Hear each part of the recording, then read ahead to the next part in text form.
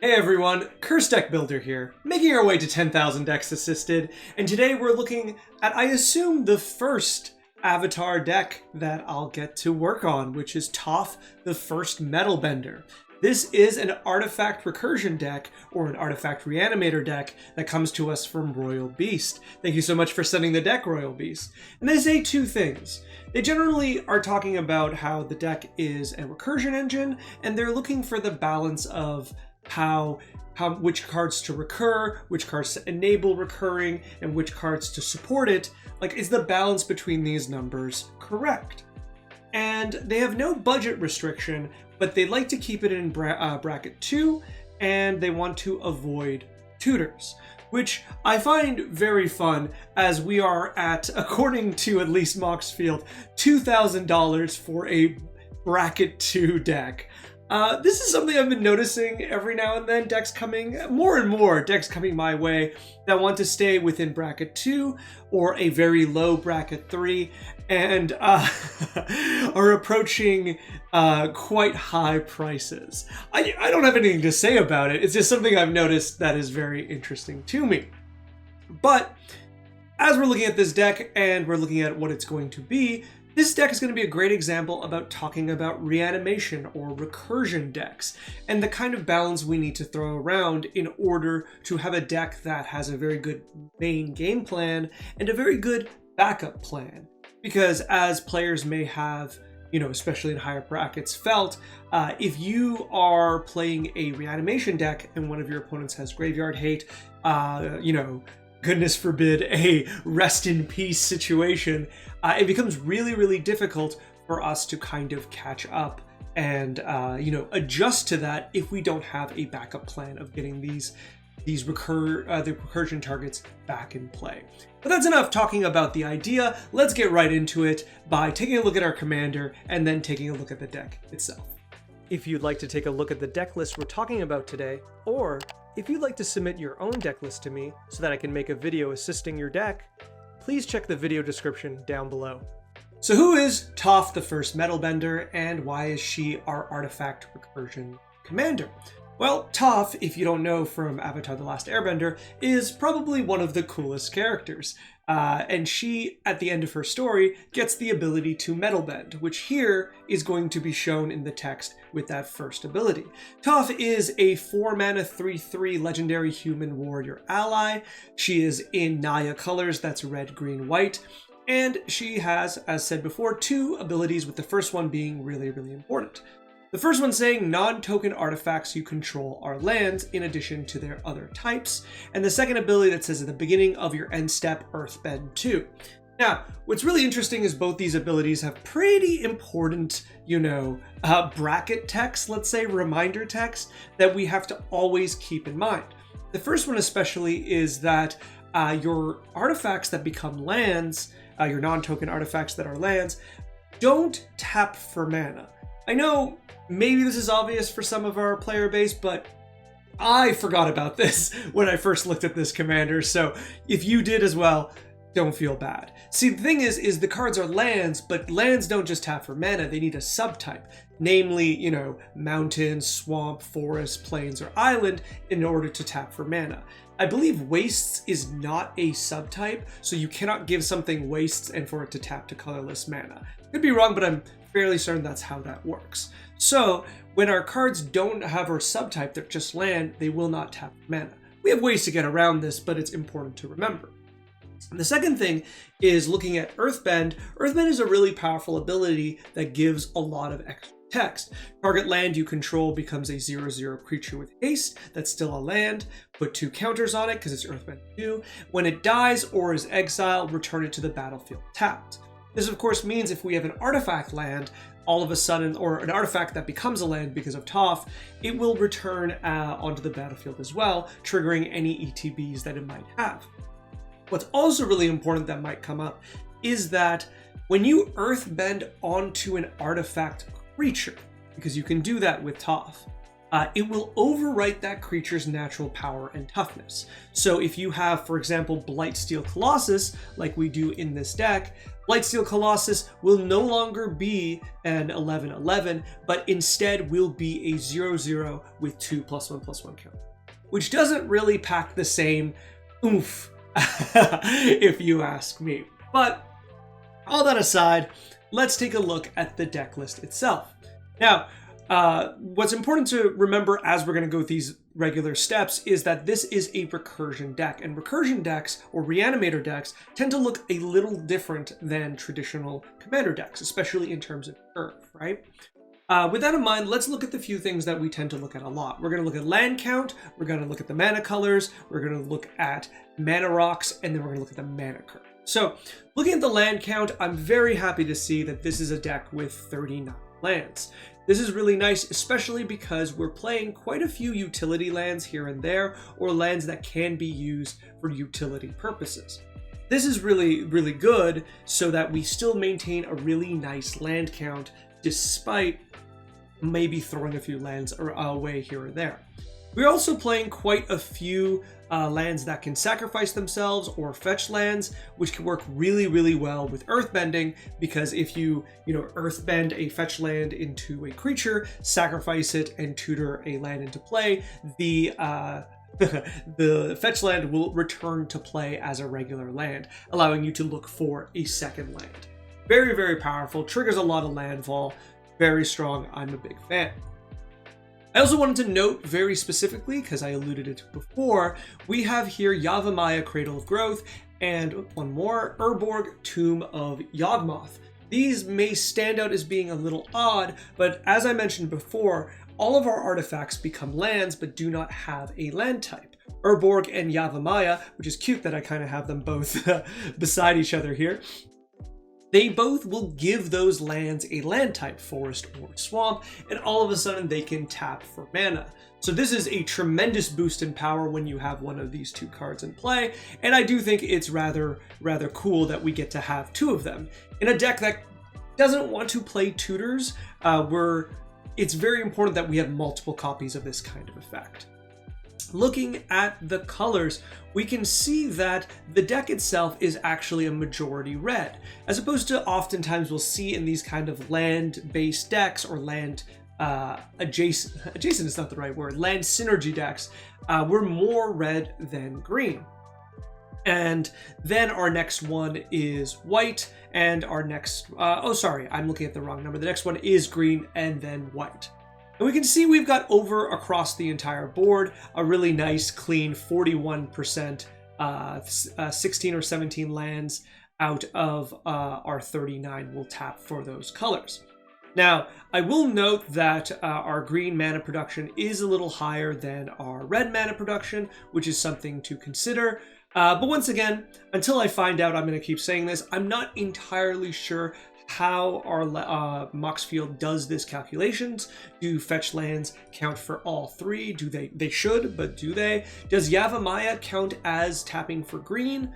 I'm not sure. So it is nice to get that first number more than the second number, because we're not entirely sure what the situation is.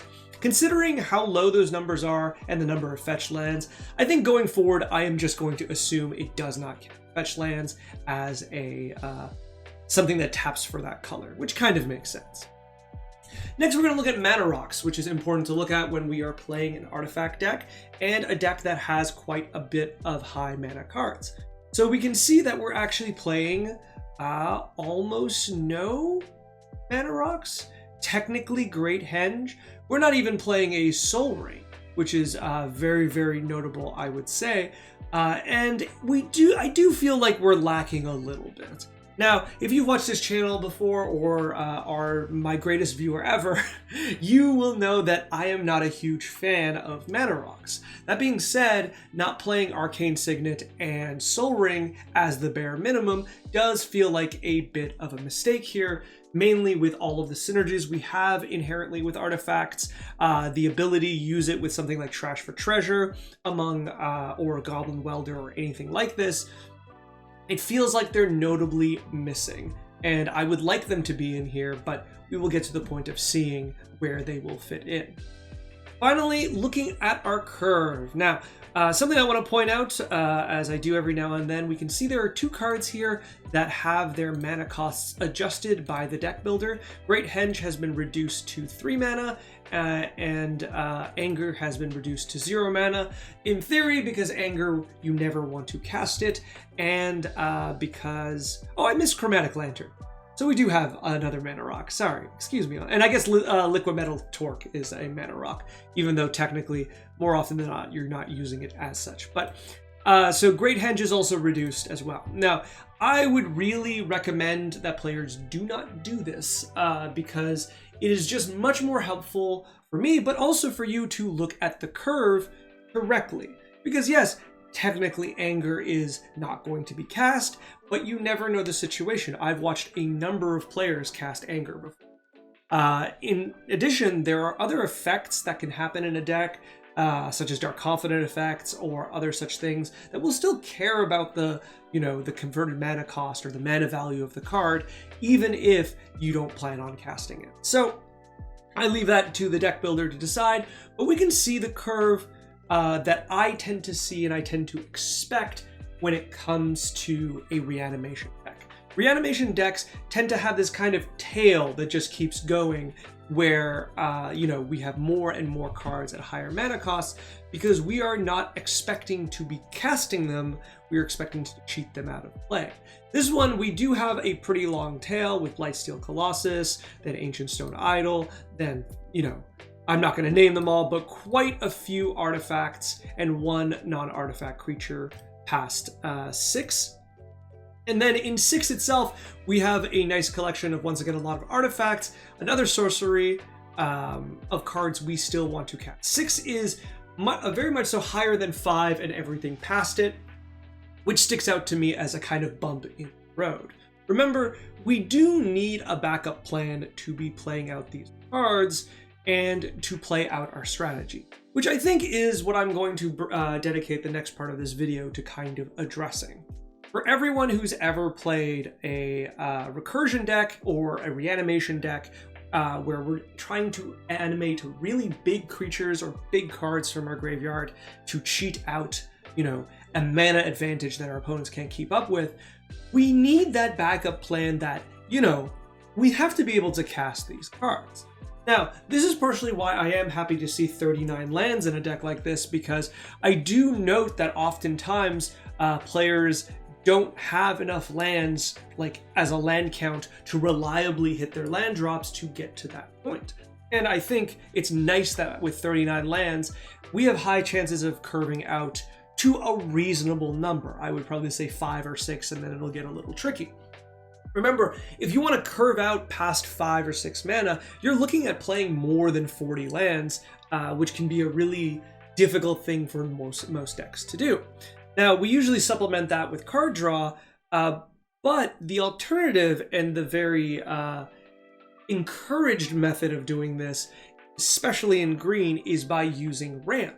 Well, we can use other forms of ramp to get us to those higher numbers at the same time to enable us to cast these cards out, quote unquote, on curve or with real mana, as opposed to just cheating them out of play.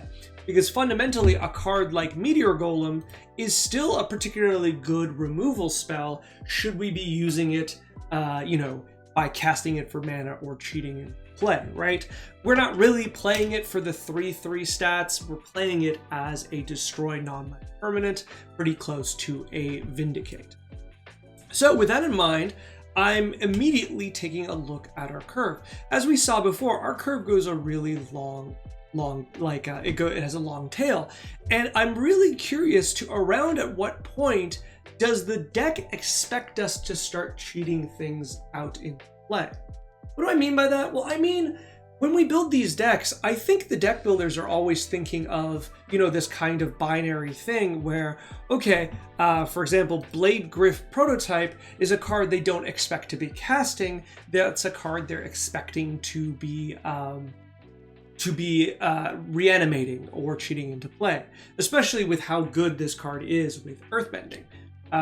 So it's kind of hard from the outside to be guessing these numbers because you kind of have to be in the deck builder's head, but we can kind of parse where this seems to be happening, right? Around 4 mana, we have quite a few creature cards that we can't cheat into play, notably 2 Tophs that are incredibly powerful for this deck's game plan. We also have at least 2 enchantments that also are strong, and we are also expected to be just casting it.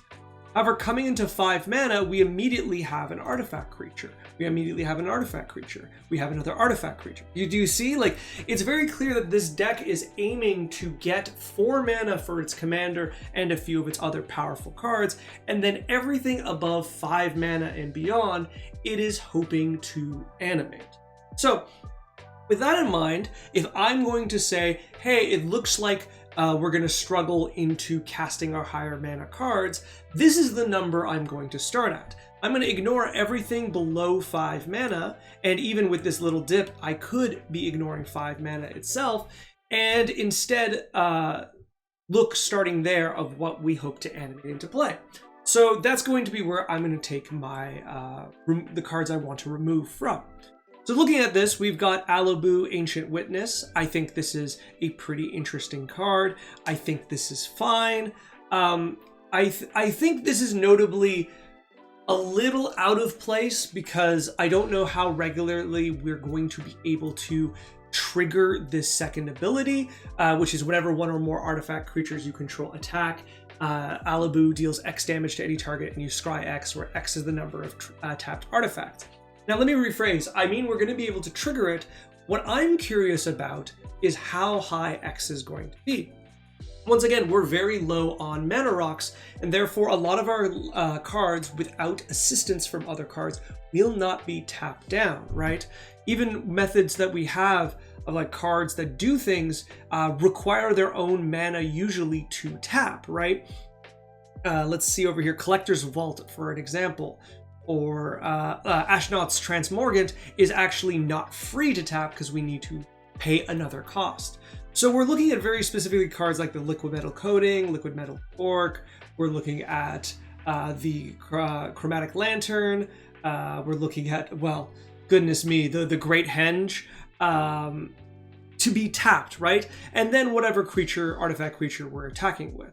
I would say, like, don't get me wrong, that still could be a fair amount, but I'm imagining it's going to be between the 2s and 4s with an average of 3 more often than that. And lightning bolting something every time you attack is neat, but I don't know if it's worth it. Let's note that the things that we attack with are going to probably die. And yes, maybe we have earthbending on, like ready for us to be able to get it back, but if we don't, and we really want to trigger Alabu, we're kind of in a tough situation. Especially Alabu themselves attacking as a 4/5 is really, really powerful, but we do not want to earthbend this creature, making them a 2/2. They have no ETB, they have no death trigger, they're attacking as a 2/2, they're just going to be blocked, and I suppose we could just say, well, that's fine, we'll just get it back, but it is absolutely not a free thing to do. There is some consequences for it, and it might attract too much attention. For what I'm going to say is a lightning bolt every attack phase is not particularly worth it, especially when this first line of text of giving your artifact creatures haste, or sorry, your other artifact creatures, so I guess Alabu can't be the one attacking every single turn.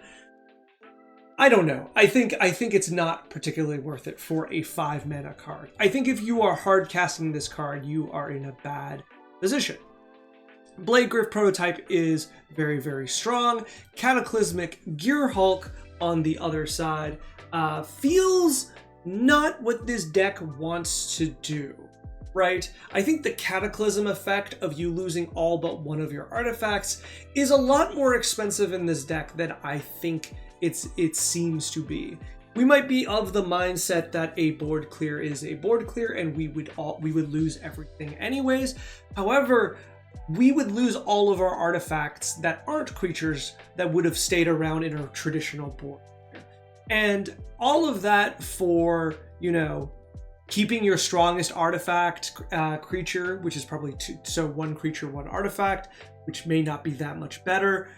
is not really ideal, I would say. There's some dream scenarios where you keep a really powerful creature and then you keep something like Phyrexian Portal, Portal to Phyrexia, but even outside of that, I don't think it's powerful enough, and I would just prefer a traditional board clear. When it comes to removal, we'll touch on that last before we move forward. Looking at our sorceries, I think they're fine. They're both reanimation spells. I wish they were lower mana, but I'm not gonna, I'm not gonna be too hard on them because we are bracket 2. Looking into our creatures going 6 mana and up, or our artifacts 6 mana and up, we get into a difficult situation right away. Combustible Gear Hulk, I really like, but most often, actually, this is a really good deck that it fits in. Sorry, I'm rephrasing the way I want to say this. I think this is strong, but I think this is a card that is going to be a little tricky depending on the point of the game that it's being reanimated, right, or cast. Combustible Gear Hulk is really good very early on and very late in the game. But in the middle part, it doesn't really do much. Because early on, actually it's really bad early on because they're just gonna burn you out. You get to mill 3, but they'll burn themselves out and like take a bunch of damage rather than you drawing 3 cards, right? But middle game, they're also going to probably take the damage, but late game you can pressure opponents that have low health, threatening to knock them out and allowing you to draw cards. However, that's also maybe not what you want to do. The fact that you cannot, reliably deal damage with this card, because late game they're just going to let you draw, so you can infinitely reanimate this creature and it's just not going to ever deal damage, is kind of a problem. I don't know how much of a problem, I'm not saying take it out, but I would note that this card is not going to do what you want it to do most of the time. Looking at our other creatures, Duplicant honestly has never been a creature I really like. I feel like it is a bad impression of a higher mana, stronger ability that could just vindicate something. Even Meteor Golem, for example, does a better thing. Now, I do appreciate that it does exile creatures. It is non-token, which isn't great, and it does. I don't know. It does something very niche. And you are gaining the power and toughness of a card, which is not necessarily what you want, right? There's going to be some targets you're going to exile out because you need removal that are not going to be traditionally very strong cards. Notably also, this effect doesn't work against earthbending. I don't know how relevant that's going to be, but it's on my mind because of this deck where you're going to not get cards because of replacement effects, right? Yeah, that is, I believe, how it's going to. So Duplicant has never been high on my list. I see it all the time in reanimations or cheating artifacts in play. I've never been impressed by it. I think maybe...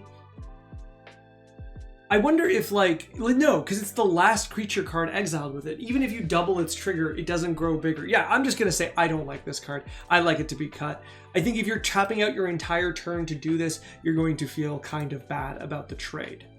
Steel Hellkite is really, really cool, but I've always felt that it's a lot of trouble to get going.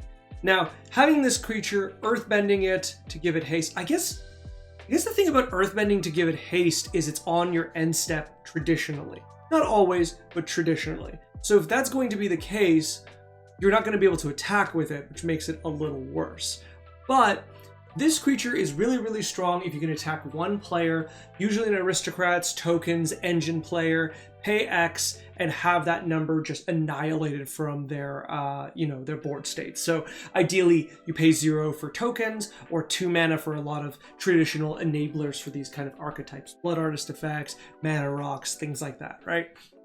Anthems as well and stuff like that.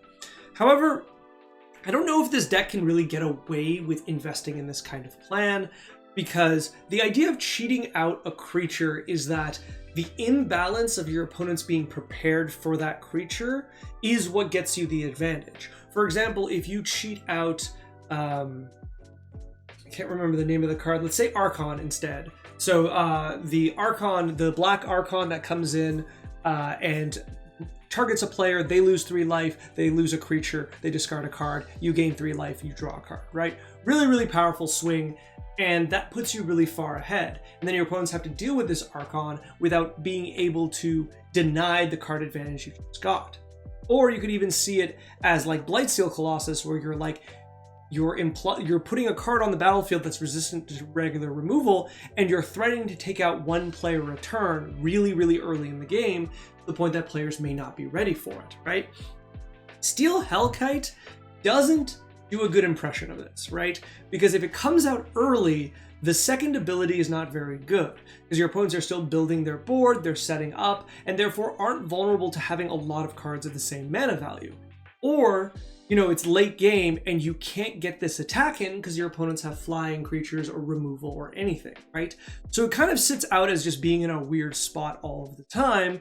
Don't get me wrong, I can see in a lot of bracket 2 scenarios that it's very good because people tend not to attack each other at lower brackets, but it's going to be very often badly timed just by the nature of the card, so I would like it to be removed. Wurmcoil Engine is not a card I particularly like, but I think at this bracket level does very well. Rishkar's Expertise, once again, not a card I really like, but at this power level it's fine. I think I would just prefer the 4 mana Harmonize, draw 3 in green, because it's a little more reliable, but I do understand about getting a free creature out of it, which can be very, very helpful. Our other artifacts are very strong, so let's move on to 7. I'm going to go a little faster because I'm noting I am taking longer than I wanted to. Meteor Golem, we've mentioned before, is very, very good. Wake the Past feels like our final spell to win the game, and it feels particularly weak for it. It can be very strong, it can be very bad, it's very dependent on our graveyard, but it's a flashy spell that's really fun. I'm not going to take this away from anyone. On the other hand, Akroma's Memorial feels very strange, just beside that card especially. This deck itself doesn't have a lot of targets that you are very, very keen on giving these abilities, right? We want our cards to kind of stand out by themselves, such as we look at the Triplicate Titan, the Cityscape Leveler, the Triniform, the Blightsteel Colossus. These cards are really, really good as it is. They don't really need Akroma's Memorial to benefit from this. And, you know, as I'm saying this out loud, it makes me think that recently I said the same thing about Akroma's Memorial in a deck with much lower power creatures. And I'm wondering, is there a point that I do want Akroma's Memorial?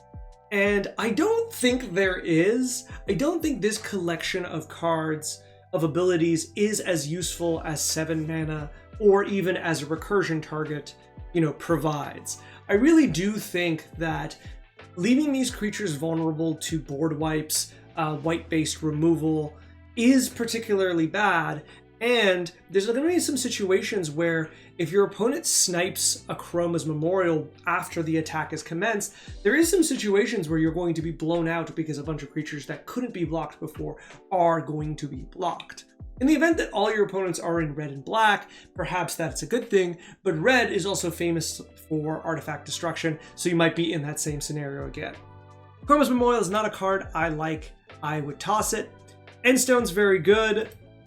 Once again, speed rounding through the rest. Cityscape Leveler, very, very good. Triniform is fine. Feels like a bad Wurmcoil Engine, but I do take this is really, really fun with Earthbending. You just need like one of your sack outlets to keep generating a particularly strong board. Triplicate Titan is the same thing, but I will say the fact that these creatures have abilities makes it way better than the Triniform, whereas this one gets the Encore, where I don't know if you can hit that 12 mana reliably. Portal to Phyrexia is an amazing card, and obviously is one of the strongest things you can reanimate in the deck. Ancient Stone Idol, I think, is cute. I do like it. I do like that you can kind of find situations to reduce its mana all by yourself, but I am a bit suspicious of its power. I do like it as a dies trigger. I do like how it works with Earthbending, but I will note a lot of what makes this card good falls apart when it's Earthbended. And one might say that about the Wurmcoil Engine or the Triplicate Titan, but I do think the fact that the bodies that come out of it is like 3 separate bodies makes up for that fact, whereas just getting a 6/12 in exchange for, you know, making this creature into a 2/2 with trample is just not the same power level. But this may be on me, it could be very, very good, and I'm just not seeing it.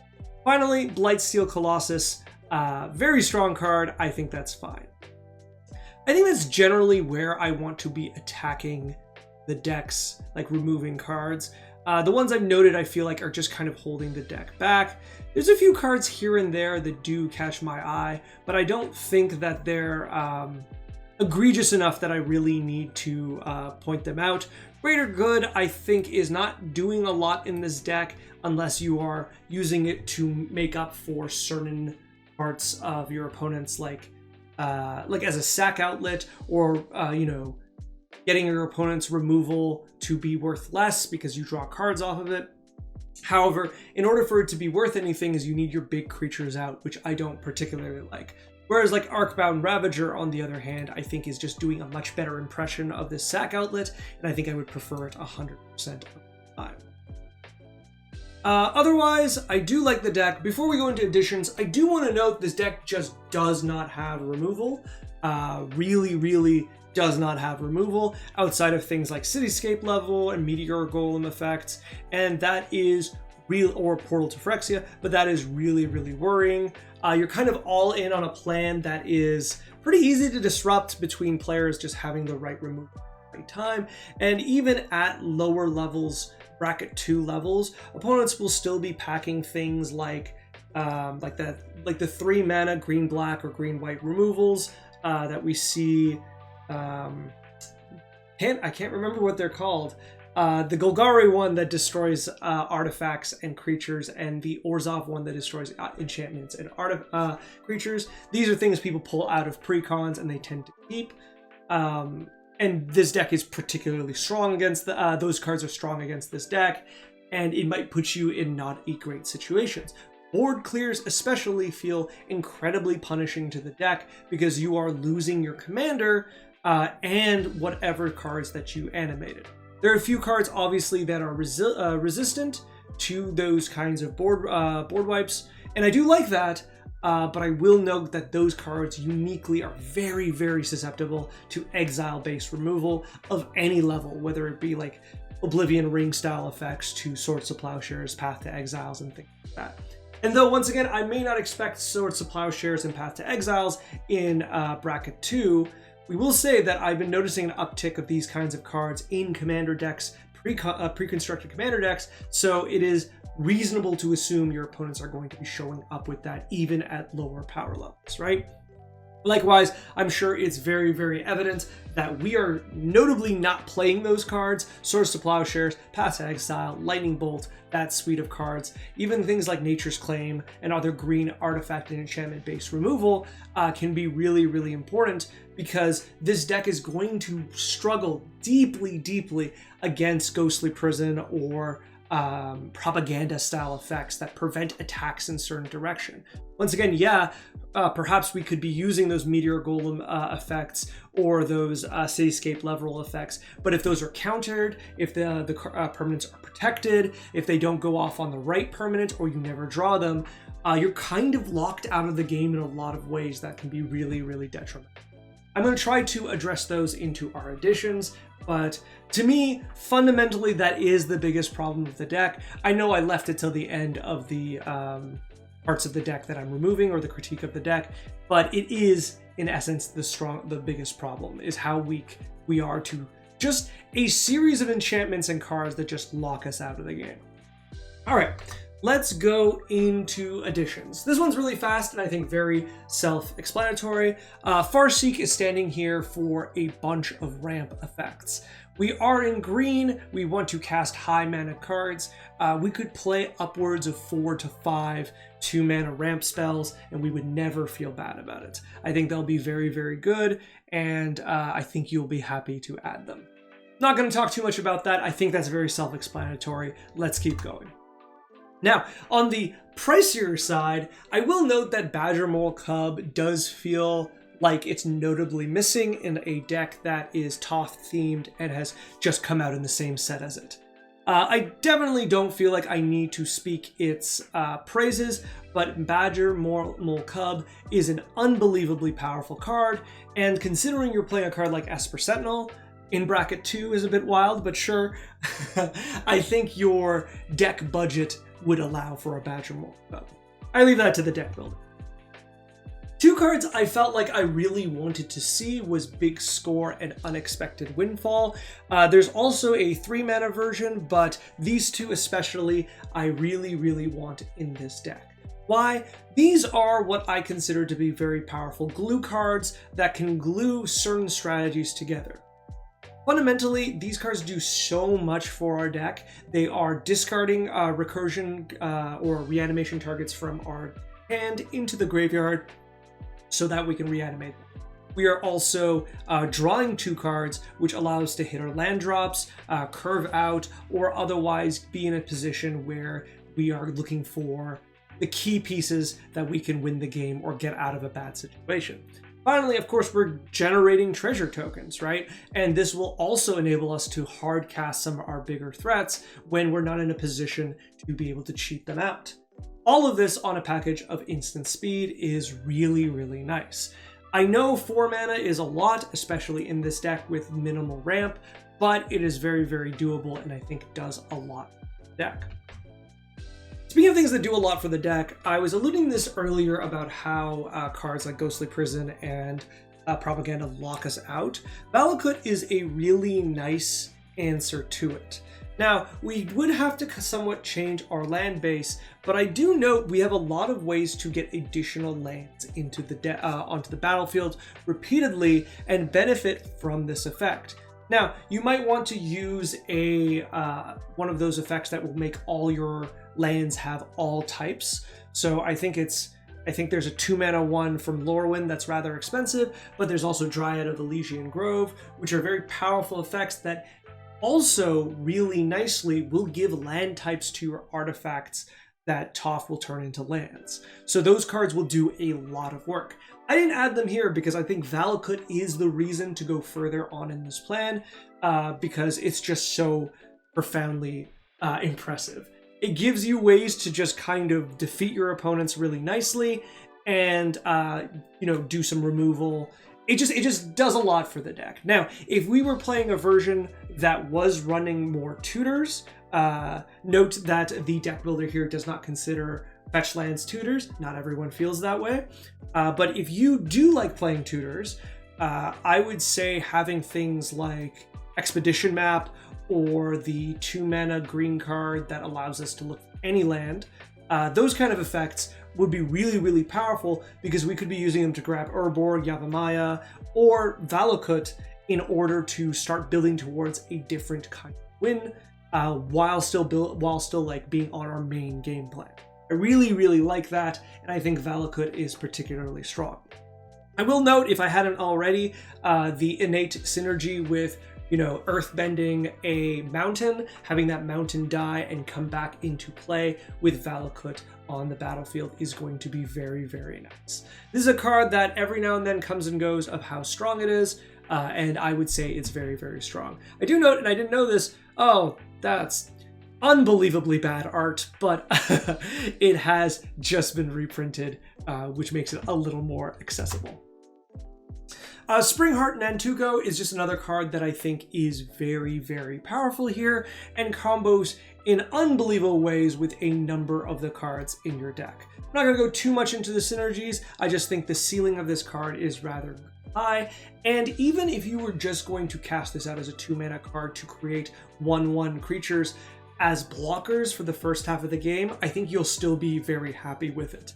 I do think this deck struggles in that in-between phase before it's going to start reanimating, and I would really like to have certain options to make up for that, and this seems like it can do that while being a late game powerhouse, copying huge creatures and getting ahead that way.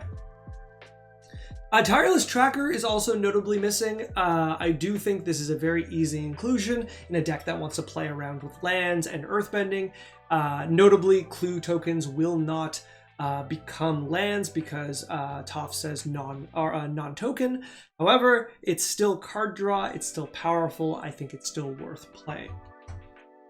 Haywire Might is another card that I think you could be playing very easily. It is my answer to not playing any form of enchantment or artifact removal, because this is a recursible removal card as long as you keep earth bending it while it is a land with your commander out. That is a lot of hoops to jump through, but when you have done that, you are basically removing an artifact or enchantment, exiling it every turn cycle, which is very, very powerful. If you don't have that working, this is just 2 mana exile, non-creature artifact or non-enchantment, and I think honestly that's pretty strong in and of itself, and you'd be happy with the. Something that it's maybe to be considered if you were at higher bracket, but I still really like it here, is Kutzil. I think I talk about Kutzil's praises quite a bit. It's a very, very powerful card. But once again, we're in that zone where we have a natural synergy with that second ability, because cards that are earthbent have modified power and toughness, because their power and toughness is 0 plus the 2 counters, which means if they do hit a player, you will draw a card. And for a deck that's actually really low on draw effects, I do particularly like it here. It might come and go depending on the power level, because perhaps at the lower brackets, this first line of text isn't as important, but it is worth considering. I think I recently lost a game that I thought I had a good chance of winning because of Kutzil. It is what it is. It is powerful, and I think you should be considering it if you are in those colors. And that's it. I think that's more than enough things and directions to go in.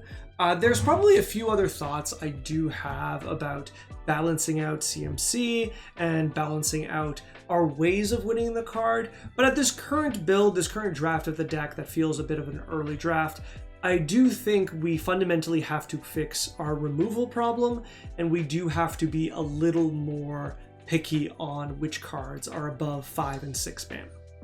Otherwise, I do really like this build. I think there's a lot of ridiculous things you can do with Toph. I think I've seen one, there was a meme online about Aeon's Engine where you lock one player out of the game by reversing the turn order back to you every 2 turns, which is very funny. Or one of my patrons, patrons. Are they Patreons? They're patrons. One of my patrons was describing how the Caged Sun, an artifact, the 6 mana from Scars of Mirrodin, is insanely powerful and actually locks the game out in an infinite loop with Toph. And so if you like shenanigans like that, there's a lot you can do that. And if you want to take a look at these deck lists early, you should join our Patreon as low as $1 a month, and you'll have access to the Discord and see these early. I should be plugging that at the beginning of the video, not at the end of the video. All that to say, I'm really excited to see where this deck goes. I think there's a lot of strength to it. I do think I want to see the next few drafts to kind of see where we can fix it up, but as a first or early draft, I think it is looking in that direction. All right, I hope this video was helpful. Good luck and happy deck building. Thank you so much for watching. This video is brought to you by viewers like you and people on my Patreon. If you'd like to send me another draft of this deck, or any deck, there is a link in the video description down below. And if you'd like to make your deck one of my donation decks I work on, there's a link there too. Finally, if you'd like to like, comment, subscribe, I would be very appreciative. It helps the channel quite a bit. Thank you and good luck in brewing and building.